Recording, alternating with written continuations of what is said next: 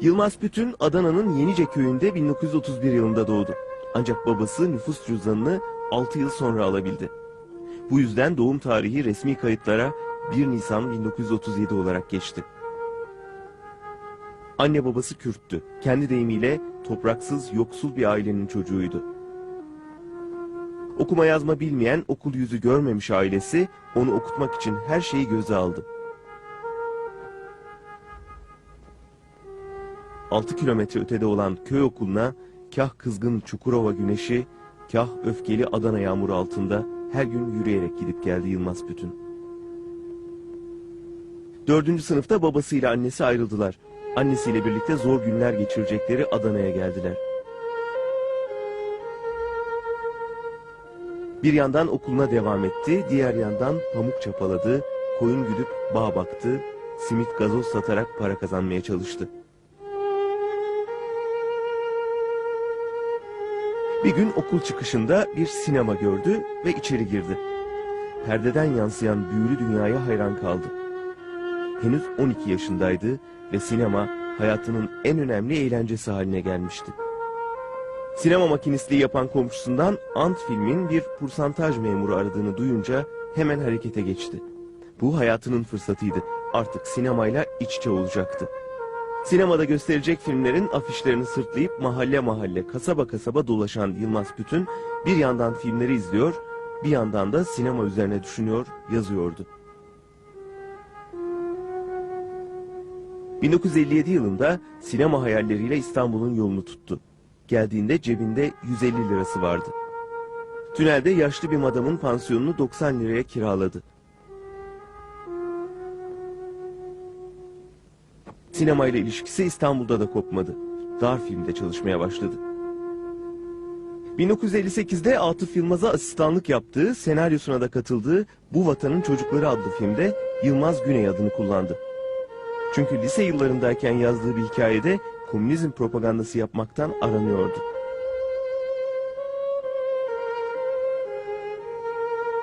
Bir gün bir film çekimi sırasında seti polisler bastı ve Yılmaz Güney tutuklandı. Hakkınızda şikayet var. Kanun namına karakola davet. Sen de şahit misin? Oldukça uzun süren mahkemenin sonucunda 1,5 yıl hapis ve 6 ay sürgün cezasına çarptırıldı. Bu mahkumiyetle Yılmaz Güney'in hayatından 2 yıl eksildi. 1963'te tekrar İstanbul'a döndü. Senaryosunu yazdığı Hapse Düşmüş Bir Kabadayının öyküsünü anlatan İkisi de Cesurdu filmiyle sinemaya muhteşem bir dönüş yaptı. Beyoğlu'nda Yılmaz Güney adına burun kıvıranlar bu çirkin adamın taşrada gişe rekorları kırmasına inanamıyorlardı. Çirkin Kral Anadolu'yu ayağa kaldırmış ve sinemanın aranan ismi olmuştu. 1964 yılında 10, 1965'te ise 21 film çekerek rekor kırdı. 1967 yılında Bana Kurşun İşlemez filmiyle yönetmenliğe adım attı.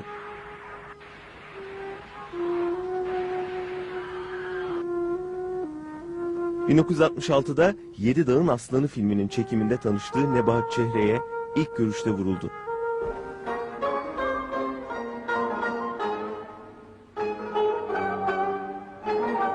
Merhaba.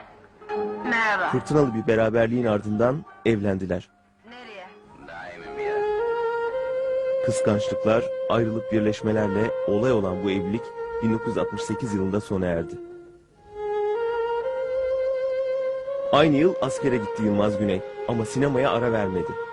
Askerlik görevini yaptığı Muş'ta karısının ve kızının intikamını almak için dağa çıkmış Serçe Mehmet'in hazin öyküsünü anlatan Aç Kurtlar adlı filmi yaptı.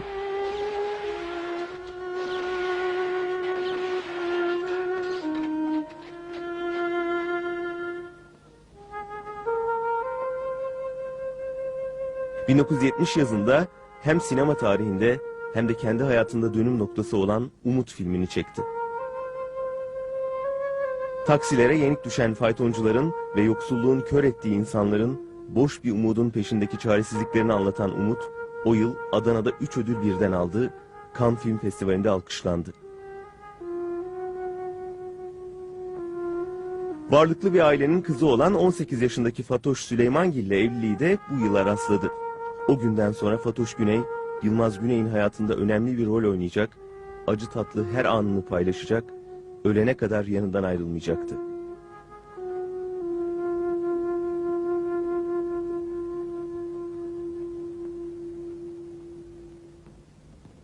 ...1971 yılında kızı Elif'ten sonra ikinci kez baba oldu ve Fatoş Güney'den olan oğlunun adını Yılmaz koydu. Uzun yıllardır edebiyatla uğraşan, çeşitli dergilere yazılar yazan Yılmaz Güney, yine aynı yıl Boynu Bükük Öldüler adlı ilk romanını yayınladı.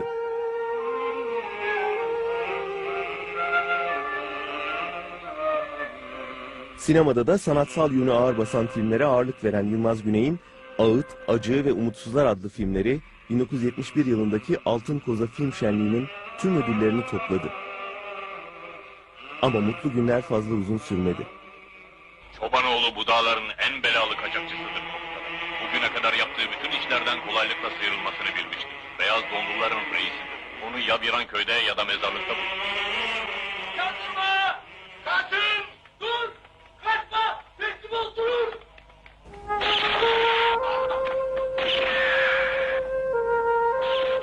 Çirkin Kral 17 Mart 1972'de bir sol örgüte yardım ve yataklık etmekten gözaltına alındı ve 7 yıl hapse mahkum oldu. Şimdi tam 2 yıl 3 ay sürecek bir mahkumiyet dönemi başlıyordu. Yılmaz Güney bu süre içinde kaldığı Selimiye cezaevini bir üniversiteye dönüştürecek, okuyacak, yazacak, bilinçlenecekti. Meclisteki oylama sonunda af kanunu gerçekleşti ve genel af çıktı. 22 Mayıs 1974 günü afla özgürlüğüne kavuştu. Arkadaş filmiyle sinemaya ve hayata yeni bir başlangıç yaptı.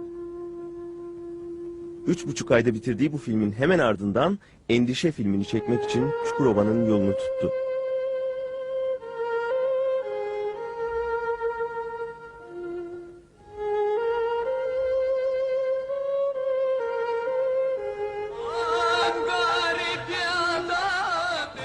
Yorucu bir çekim gününün ardından 13 Eylül 1974 gecesi Adana'nın Yumurtalık ilçesinde dostlarıyla bir araya geldi.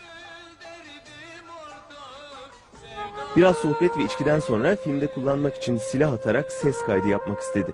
Ancak yan masada oturan Sefa Mutlu adındaki savcı buna izin vermedi.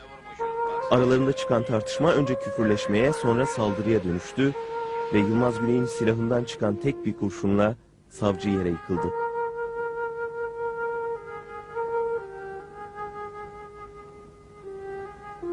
Tahliyesinden tam 123 gün sonra yeniden ellerinde kelepçelerle demir parmaklıklar ardına döndü. Ancak bu kez mahkemeden çok daha sert bir karar çıktı. 19 yıl ağır hapis. Artık sinemayla ilişkisini dört duvar arasında ve demir parmaklıklar ardında sürdürecekti. Endişe filmini bu şekilde tamamladı. Türk sinemasında yeni bir dönüm noktası olan Sürü filmi de Yılmaz Güney'in içeride yazdığı, Zeki Ökten'in dışarıda yönettiği bir filmdi. O içerideyken Sürü Paris'i kasıp kavuruyordu. Hapisteyken de üretmeye devam etti. Kimse onu susturamamıştı. Yılmaz Güney sadece filmleriyle değil, çıkarmaya başladığı Güney dergisine yazdığı yazılarla da dışarıdakilere kafa tutuyordu. Ama ortaya koyduğu her ürün ona mahkumiyet olarak geri dönüyordu. 12 Eylül 1980 darbesinden sonra Yılmaz Güney üzerindeki baskılar daha da arttı.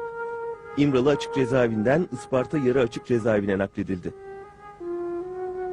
Kesinleşmiş cezası 19 yıldı ve tahliyesine birkaç yıl kalmıştı.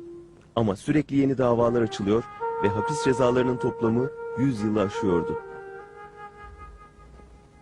Dışarıda işler iyice kötüye gidiyordu.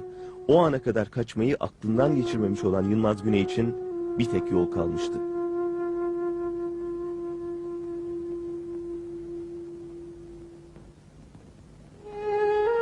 Çirkin Kral 12 Ekim 1981 günü bir bayram izniyle Isparta Yarı Açık Cezaevinden bir daha dönmemek üzere ayrıldı. Arkadaşlarının organize ettiği bir kaçış planıyla bir tekneye binerek Türkiye'yi terk etti ve Fransa'ya yerleşti.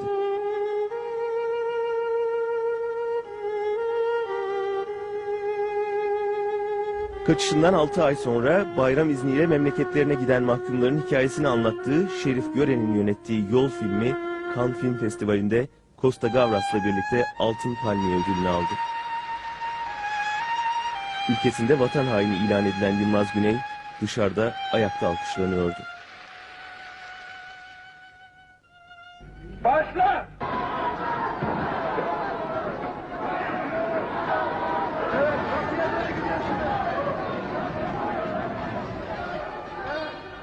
1983 yılında son filmi Duvar'ı çekti. Çok aşina olduğu bir dünyanın kapılarını açtı izleyicisine. Ömrünün en verimli 11 yılını cezaevinde geçirmişti ve içeride kaybettiği zamanı telafi etmek için var gücüyle çalışıyordu. Bu arada siyasi faaliyetlerini de hızlandırmıştı. Eğer uzun süre dışarıda ağıt yapmak istemiyorsak, içeride ölenlere ağlamayı, içeride ölenlerin kanını bağrımıza basmayı şimdiden göze alalım. Başka yolumuz yok.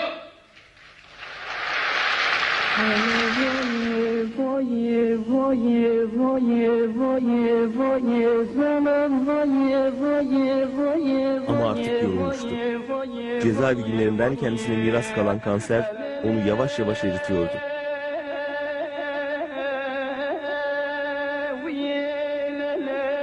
...1984 yılının Eylül ayında hayata ve sevenlerine veda etti Yılmaz Güney. Ardında 114 film ve bir efsane bıraktı.